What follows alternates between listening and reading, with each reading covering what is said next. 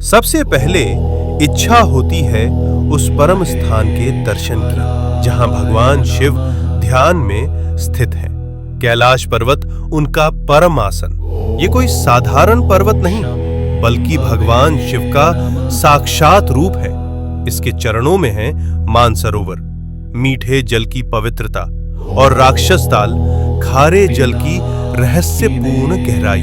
इतने पास फिर भी एक मीठा एक खारा, जैसे भगवान शिव के भीतर संतुलित दो स्वरूप। अब हम पहुंचते हैं उस तपोभूमि पर जहां भगवान शिव और माता पार्वती ने विवाह के बाद ध्यान लगाया। ये है आदि कैलाश, उत्तराखंड के ऊंचे हिमालय में स्थित, जहां आज भी उनकी ध्यान ऊर्जा का कंपन महसूस होता है। यही है गौरी कुंड और पार्वती सरोवर।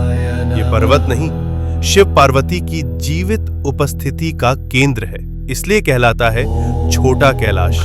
और पास ही स्थित है ओम पर्वत, जहां बर्फ पर स्वतः उभरा ओम दिखाई देता है, जैसे शिव का मौन मंत्र इस भूमि में गूंज रहा हो अनंत काल से।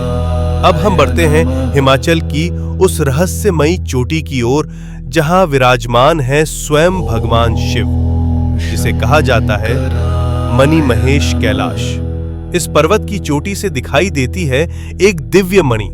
मान्यता है जब भगवान शिव प्रसन्न होते हैं तो ये मणि दिव्य तेज प्रकट करती है, जो भक्तों के जीवन में भर देती है एक दिव्य प्रकाश। इसके चरणों में स्थित है पवित्र मणि महेश झील, जहां हजारों श्रद्धालु हर वर्ष स्नान करते हैं और भगवान शिव का आशीर्वाद प्राप्त करते हैं। अब हम पहुंचते हैं हिमालय की उस ऊंचाई पर जहां की हवा भी हर हर महादेव का जप करती है। यह है श्रीखंड महादेव। यहाँ स्थित है एक भव्य प्राकृतिक शिवलिंग।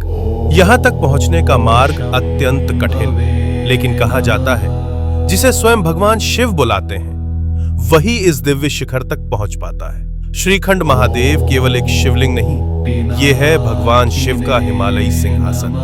अब हम पहुंचते हैं भगवान शिव के एक और दिव्य धाम पर, हिमाचल की उस रहस्यमयी भूमि में किन्नौर कैलाश। यहाँ स्थित है सदियों पुराना एक विशाल शिवलिंग, जो अपने आप में अपार ऊर्जा समेटे हुए। और कहा जाता है यात्रा के दौरान कई भक्तों को ब्रह्म कमल के दर्शन भी हुए हैं। ओम नमः शिवाय।